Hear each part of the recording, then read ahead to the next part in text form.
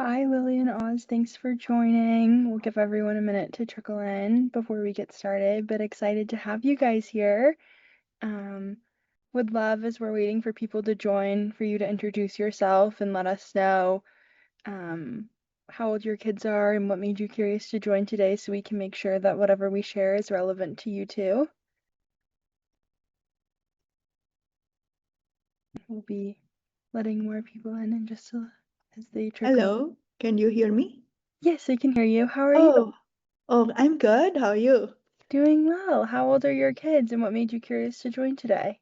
So my son is 15, ninth grade. My daughter is 14, eighth grade. And my son has a interested in mechanical engineering and is interested in passion project. He's brainstorming with his friends from high school.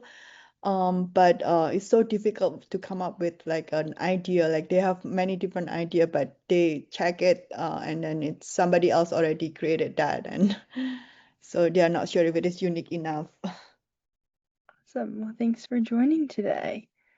Um, Uh, Hi, this is Oz. My daughter's 12, and we've dealt with we're homeschooling right now because we're dealing with some bullying issues, but we're interested in the program as well as the curriculum. awesome. Well, thank you for being here. I will get started and try to keep it tight, and I'm sure more people will join, but I don't want to waste your time. So grateful that you're joining us today, and I will go ahead and kick us off, but I'm sure more people will trickle in as they always do. But happy to have you guys spending some time with us on your Tuesday and excited to share a little bit more about Curious Cardinals and who we are and what we do. So I will share my screen and share my introduction. I'm Jules. I started at Curious Cardinals as a mentor when I was a student at Northwestern, and now I'm on our full-time team and I support our parent community. Also on the call with me is Brittany. Brittany, maybe I'll put you on the spot and have you do a super brief introduction since we're small. Sure. Yeah, I'm Brittany. I'm with our family admissions team. So I work with our families on making great mentor matches. Yes. So Brittany is one of the amazing people you could speak to if you wanted to get started. Um, But I will run us through a presentation and share more about Curious Cardinals, and then we'll try to keep it tight and have time to answer your questions and potentially even wrap early because we know everyone's time is limited. So hopefully we can share a little bit and help you learn a little bit more about who we are and what we do. So without further ado, Curious Cardinals is a one-on-one mentorship platform. We connect K through 12 students to college student, graduate student, and recent grad mentors to work on academics and passion projects to develop timeless skills for an AI world, like critical thinking and curiosity. And what we do to make that happen tactically, we'll share in a minute. But before I do, I want to share our founding story and a little bit more background about the people who created Curious Cardinals. So, Curious Cardinals was founded 6 years ago by Audrey Wish and Alec Katz. They were students at Stanford who got sent home during the pandemic. And Audrey started tutoring kids online, and she noticed that the students that she was working with were disengaged and uninspired. They were memorizing and regurgitating information for Friday's test, but they weren't able to connect their learning to their interests. They didn't understand why it mattered. So she started doing something different. She connected what they were learning to what they actually cared about. And one of the students asked for math help, but Audrey wasn't as passionate about math, so she called Alec, who was a Stanford aerospace engineer. And instead of drilling math equations, Alec showed the students how math makes airplanes fly. And that's when they realized this is how learning should work. So they started recruiting their most passionate peers from Stanford, and what started as one relationship has grown. And over the past 6 years, we've been able to work with 15,000 students, and we have a network of more than 1,000 active mentors from top universities across the country currently mentoring students on our platform. Um, and if you're like, that's a cool story, what does that actually mean in practice? I'll share a little bit more about what it looks like for us to work with K through 12 students. There are kind of 4 pillars that illuminate how we work. So the first is matching. We match students with near peer mentors based on shared interests, based on their personality, based on lived experience, not just subject matter expertise. So we will find a subject matter expert, but also We will ask a lot of questions about your child when you speak to someone on our team, to understand who they are, what they're interested in, what they're passionate about, what makes them light up, what they do when no one's telling them what to do.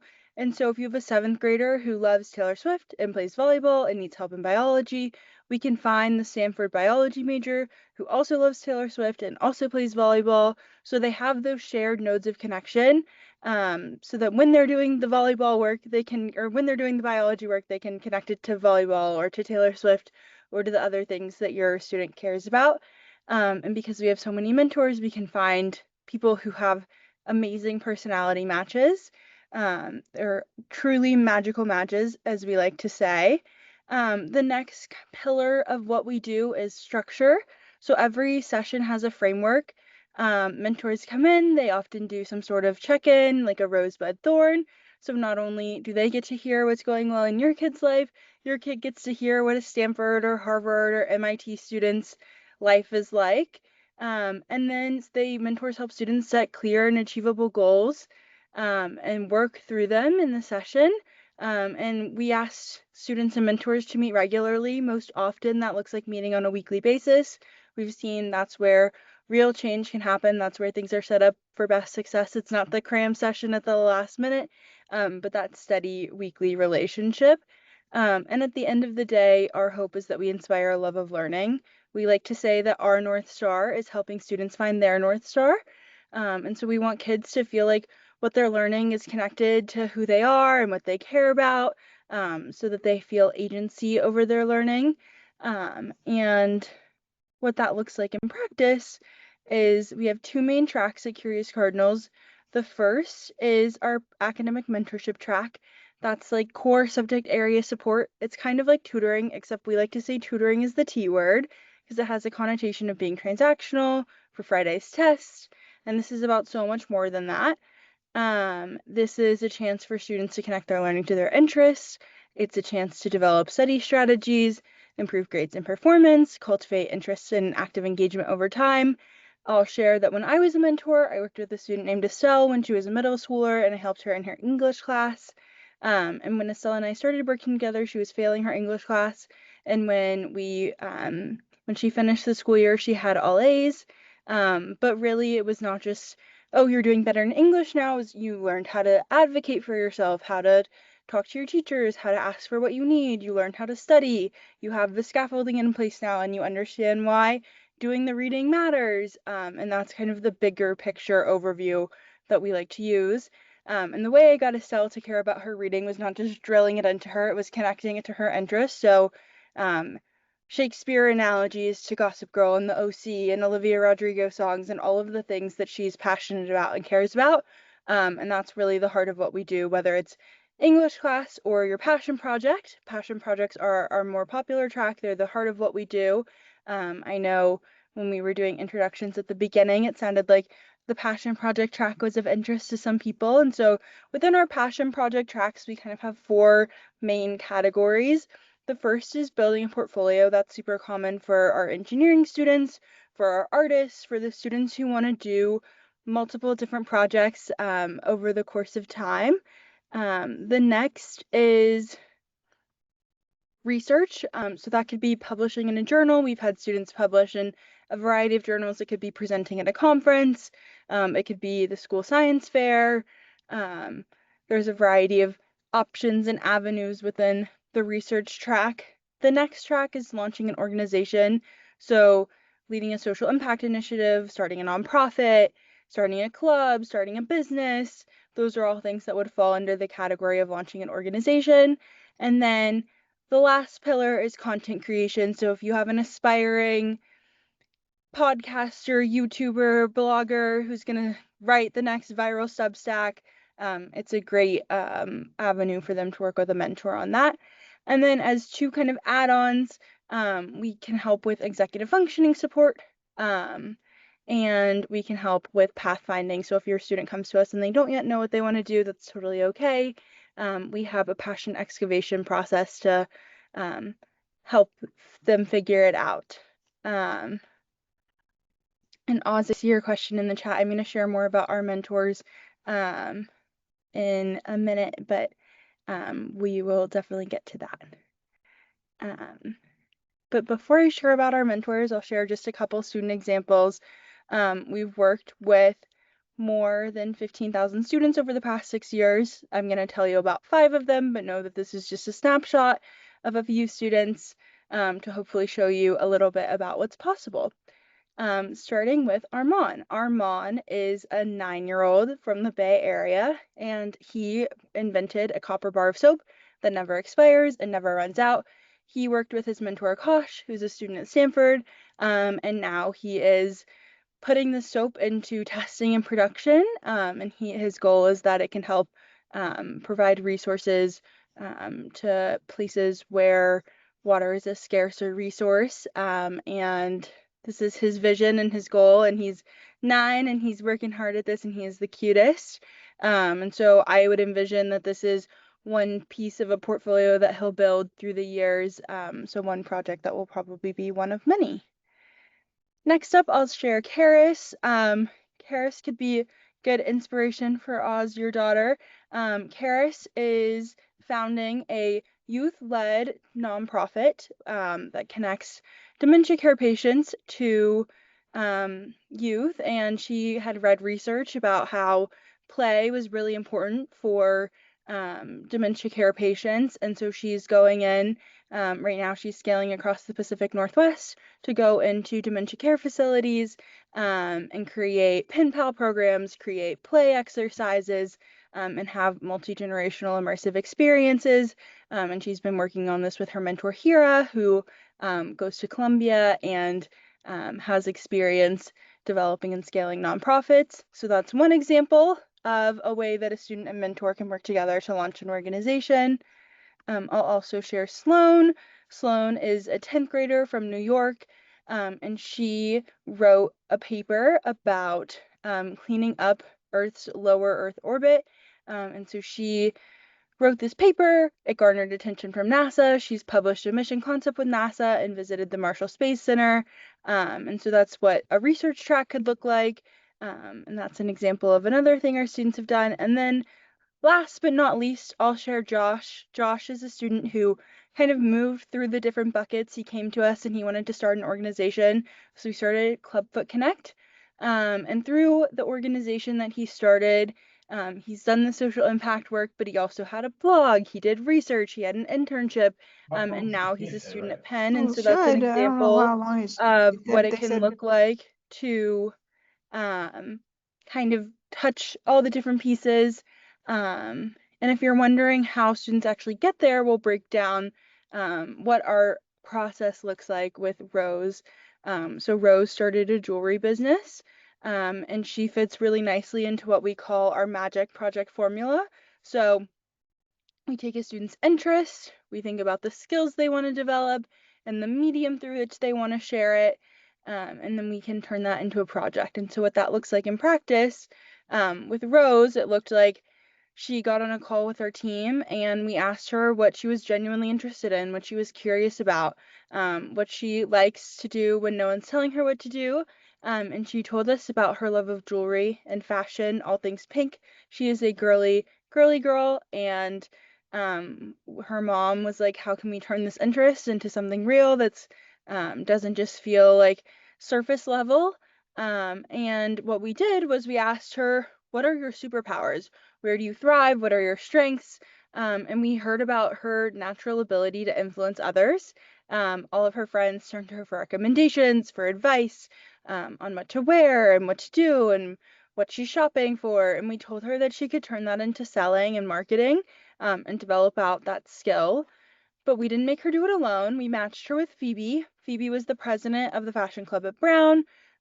Phoebe has worked for the Louis Vuitton group in Paris.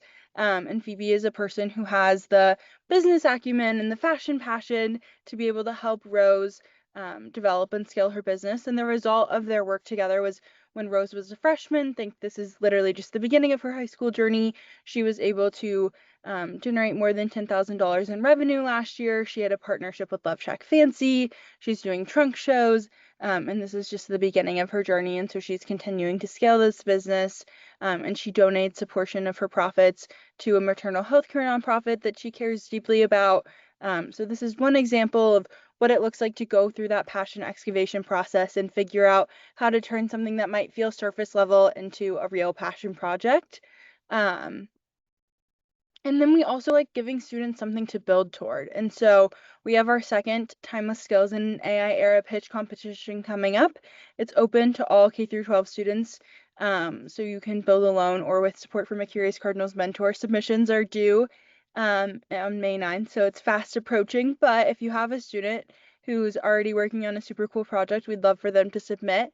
Finalists will pitch to industry leading judges. This year's judges are Zarna Garg, the famous Indian author and comedian, Michael Seibel, the former president of Y Combinator, the startup incubator, and Laura Modi, the founder and CEO of Bobby, the infant formula brand that reached $100 million in revenue in its first 18 months. And the competition is sponsored by google.org. So it's a really great chance. We like to give students deadlines, whether it's our competitions, whether it's external competitions. A lot of our students submit work to Scholastic or to publications because we like to give them milestones and touch points to work toward, and that's part of our philosophy. So we have those things built in along the way. And the thing that really makes us different is our mentors and the quality of our mentors. So I'll share just a little bit about who your kid could work with if you were to work with us. Our mentors are the top of the class. They are the best of the best. They know it and we know it. They are Rhodes Scholars. They are D1 athletes. They are presidents of clubs. They are winners of awards. They are Olympians. They are truly amazing and impressive individuals. And they are that near peer role model who they have enough life experience to be a valuable person for your kid to turn to, but they're not too distant or inaccessible to the point where they don't feel not relatable. So they're kind of that fun coach meets older sibling meets inspirational figure that still feels accessible. And I'll share two examples of mentors. These are just two of 1,000 mentors currently working with us. So hopefully this gives you a small sense of who your kid could work with, but I promise whatever your kid wants to do, we probably have a mentor for it. Brittany can attest better than I can, but we have lots of mentors in our network. So first I'll share Yusuf. Yusuf is a graduate student at Columbia University. He's studying biomedical engineering and he mentors students in math and science and STEM projects. Next, I'll share Cece. Cece went to Dartmouth and is now an award-winning filmmaker, and she mentors students in film. So imagine your student is an aspiring filmmaker and wants to learn film from someone who's winning awards with their films. This is the type of person that they could work with. Um, and if you're thinking reliable college students, are you sure about that? We have a very thorough and competitive application and vetting process.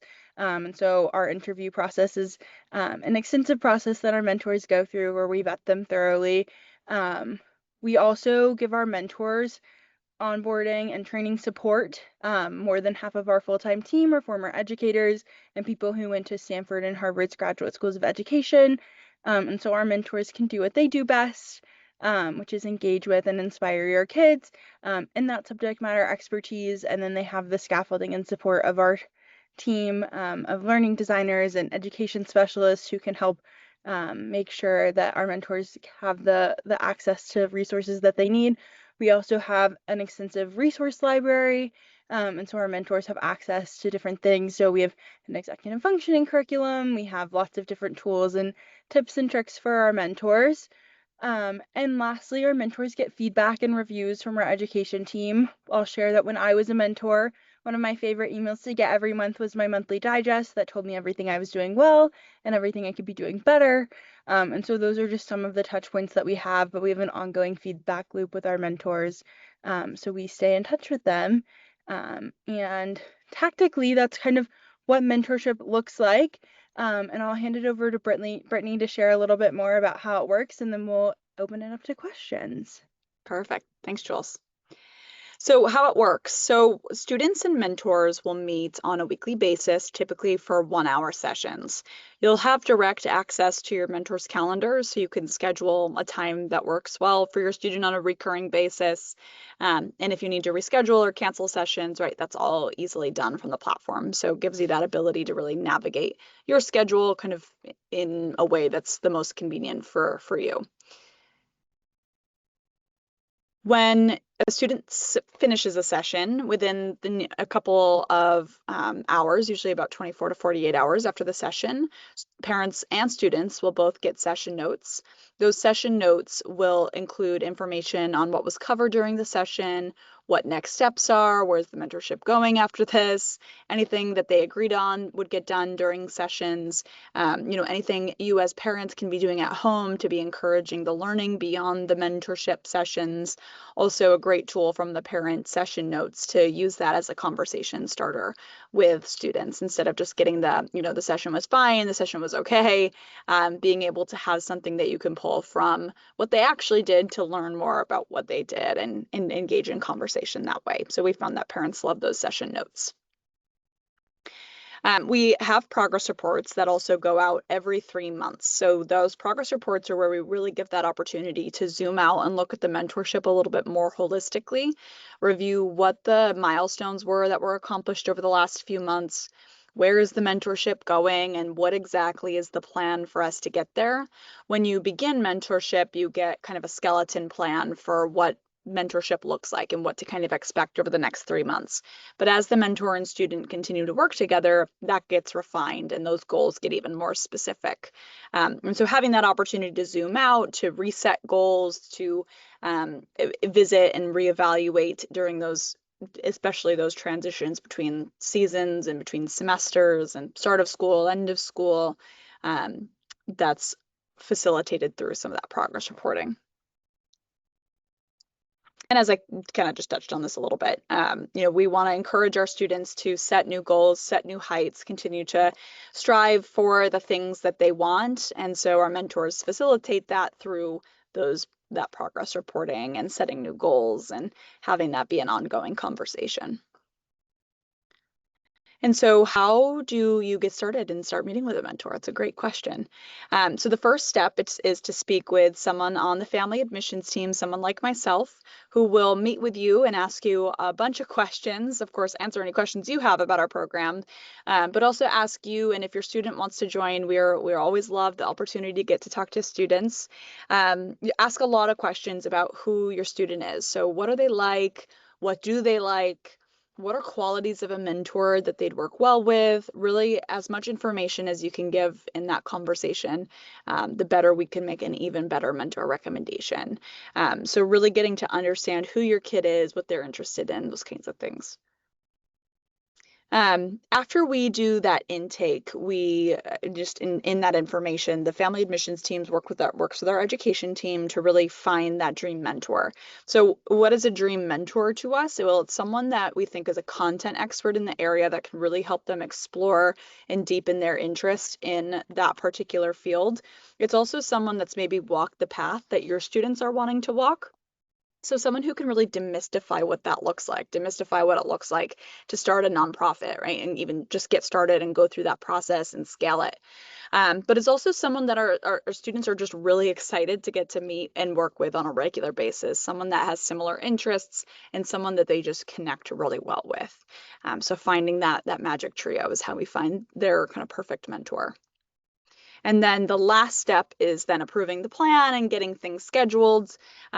When you approve your plan that we send you with the mentor profile and their information, you'll be able to directly schedule your first session right on their calendar. So you'll meet with them on a consistent basis. Our recommendation, of course, is weekly sessions because we know that the most progress comes from the most consistency.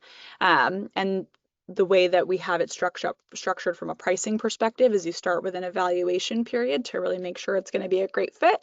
And then you roll into a subscription model where you prepay for the number of sessions that you want to purchase for the month. And that recommended plan is about $95 an hour, but there are other options too. So if you know that you're not able to commit to weekly sessions, right, you'll be able to find something that's going to best work for your schedule.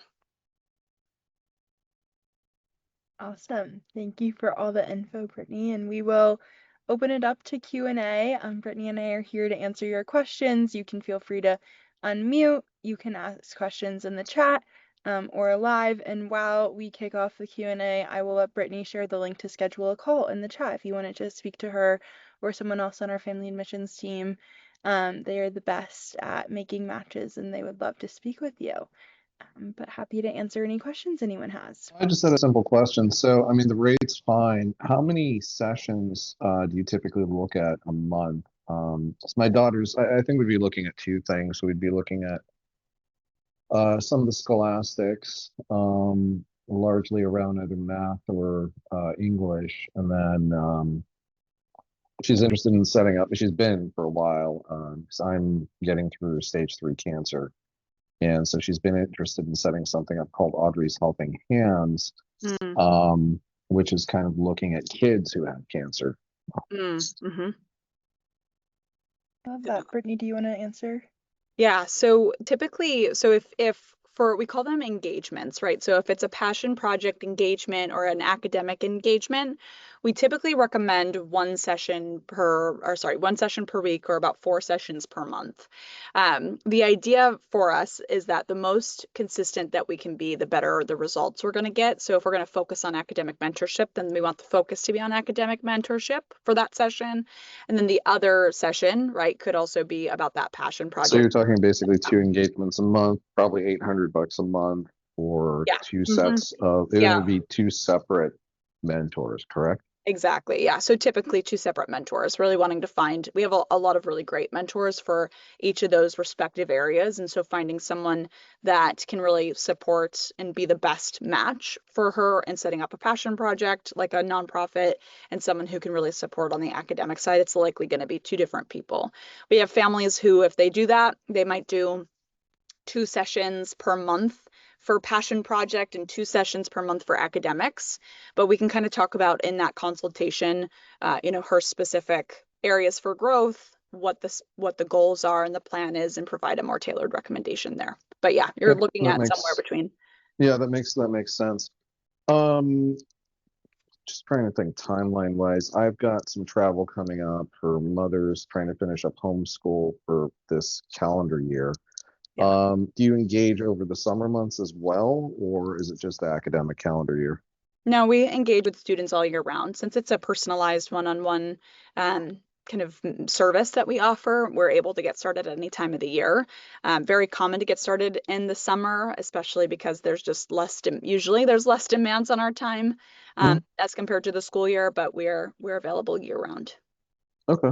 I think could you guys, I think instead of me just scheduling something right now, could we schedule a follow-up, likely sometime the beginning of May? Yeah. What would be you guys have my email, right? Yes. Okay. Yeah, I believe so. Let me confirm that while we answer some other questions, and I'll be sure I've got that. Perfect. Yep, I've got it. Okay, brilliant. Awesome. I'll send you my link and we can schedule some time to connect in a couple weeks. Yeah, if you could follow up, probably follow up second week of May. And Okay. then I think what I'd want to do is I need to get her comfortable with this because we've tried a number of tutors, tutoring services, tutors through the school, and this seems like it might be a more appropriate cultural fit. Totally. Yeah. And she's also welcome if you want to have her either join the follow-up call or have a follow-up call and then schedule another call for maybe either her and I to meet or for the 3 of us to connect or the 4 I of us. think that would probably be the most appropriate thing, because it would be different if it was like if I had a son, but because I just force him to do it. But it's but it's like with her, everything is onboarding, you know. Yeah, totally. So no, I appreciate you. Yeah, it's Thanks for your all time. about the right timing and yeah, and introducing it right. And so sometimes we have families who want to have them involved in that conversation and have them involved in that initial conversation with someone from the family admissions team to kind of introduce the idea and then ask all the questions and get their feedback. And sometimes we have families who just want to give them the mentor match and use that as a starting point. Yeah, I think it's more going to be a sizing of, what she's uncomfortable with and the scholastic process. Because next year is really big for us because she wants to go back to school in eighth grade, or not eighth grade, ninth grade. And so next year is kind of the last year of homeschooling we're doing. Hmm. Yeah, totally. Okay. Great time. Thank you kindly. I'm going to Yeah, no drop problem. now, but I look forward to that email. Sounds great. Yeah, no problem. I'll send you an email in a few weeks. Have a great day. You too. Hi, yeah, I'm wondering, so my kids are in freshman high school, and you guys mentioned about a lot of kids in middle school. Do you also do mentoring a lot of kids in high school as well? And we're thinking besides passion project, maybe it can lead to something for college application too. Yeah, absolutely. I can start answering this and then I'll let Brittany jump in. The majority of the students we work with are in middle and high school. The most common age of students is 7th through 11th grade. So of the students I shared, I know Amran was little because we work with K through 12 students, so we like to share one example of a younger student, but Karis is an 8th grader. Sloan, who's doing the space research, is a 10th grader. Josh worked with us in high school and is now at Penn. And Rose worked with us as a ninth grader, so ninth grade is the perfect time to start, and a great time to explore. Um, Brittany, if Okay. you want to jump in, I don't remember the second half of your question. I'm so sorry, but Do you want Yeah, I to? think you answered my questions. Yeah. I was gonna say, I think you answered it pretty well, but awesome. um, Preeti, I saw your question about success rates and are there cases where it just doesn't work? So just to address the success rate, we don't have specific success rate metrics just because there's not something specific that we're measuring as an outcome. A lot of our students do passion projects to get into colleges, but it's not always the case. So there's not something that we're specifically measuring in terms of that. But when it comes to, are there cases where it just doesn't work? I think in every instance, in every way, there's always going to be some instances where it isn't a good fit. That's why we have that evaluation period kind of built into our model. So that way they can meet with their mentor, make sure it's a good fit, and decide if they want to move forward with a longer term commitment. And having that evaluation period has been super beneficial and really seeing those natural cases where it just really isn't a good fit. Sometimes it's the mentor fit, right? So maybe we don't get the mentor right on the first time, then that could be an example of a not a great fit. But also it could just be from a model perspective where it's not a great fit. And we've had a lot of our families within those first two sessions. If that is the case, then be able to really pinpoint that early before committing to any longer term commitment on a monthly basis or subscription. Yeah, and I'll add really quick that while we don't, as Brittany said, have formal success rates, we do share wins and failures. Our CEO's newsletter, which I can share the link to, highlights things where things are going well, things where um, we've made mistakes or things haven't worked out well, and we're very honest about what we can do for kids and who's a good fit and who's not. And then you can also see um, on our Instagram, we share where students are going to college.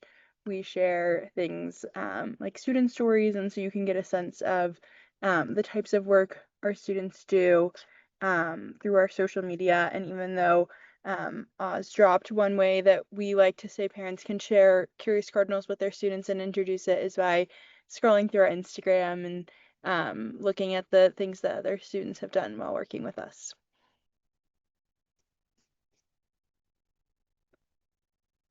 Great. No, so Preeti, I see your daughter will be a junior in the fall. Is that too late? Definitely not. Of course, we're always going to be, the closer we get to graduating, the closer the more the time the clock starts to tick a little bit louder. but there's still definitely plenty of time to do something meaningful. We usually see that it takes about 6 months to make a major milestone in a project. So plenty of time to still do something really cool and then also really make it something that's useful and meaningful. So not too late. And Preeti, the newsletter link is the Substack. It has the archive of all of our newsletters from the past year or so. And then we send our newsletter out regularly. And so we will make sure you start getting that. But you can view the repository on Substack.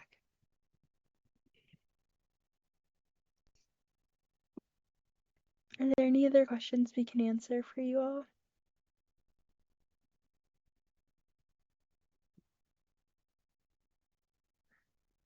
If not, I'll let Brittany share the link to schedule a call with her one more time, but we're so grateful that you spent some time with us on this Tuesday, and we would love to welcome you into the Curious Cardinals community and work with you and your family and your student and find their dream mentor. So we are here when you're ready to get started. You can just schedule a link with Brittany, and we'll also follow up over email. But grateful you guys spent time with us on this Tuesday.